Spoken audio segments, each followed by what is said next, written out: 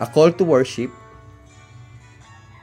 Psalm chapter 103 verses 1 to 5. Praise for the Lord's mercy. A psalm of David.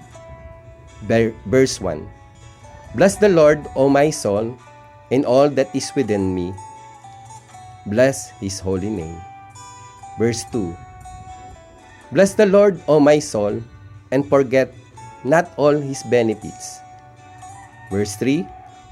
Who forgives all your iniquities, who heals all your diseases. Verse 4. Who redeems your life from destruction, who crown you with loving kindness and tender mercies. Verse 5. Who satisfy your mouth with good things, so that your youth is renewed like the eagles. Salmo, Kapitulo 103, Versikulo 1 hasta 5. Alabanza por las mercedes del Señor. Salmo de David. Versikulo 1. Bendece, alma mía, a Jehová, y bendiga todo mi ser su santo nombre. Versikulo 2. Bendece, alma mía, a Jehová, y no olvides ninguno de sus beneficios. Versículo 3. Él es quien perdona todas tus iniquidades, el que sana todas tus dolencias. Versículo 4. El que rescata del huyo tu vida, el que te corona de favores y misericordias. Versículo 5. El que sacia de bien tu boca, de modo que te rejuvenezcas como el águila.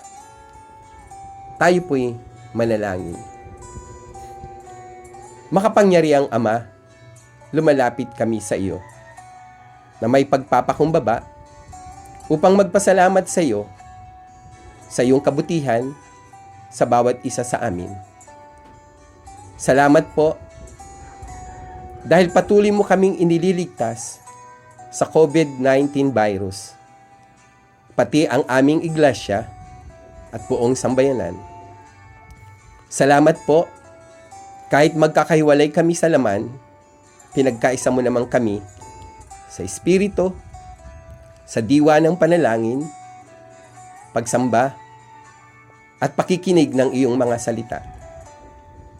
Patnubayan mo po ang aming minamahal na pastor, Ricardo, sa pagbabahagi niya ng iyong kapahayagan.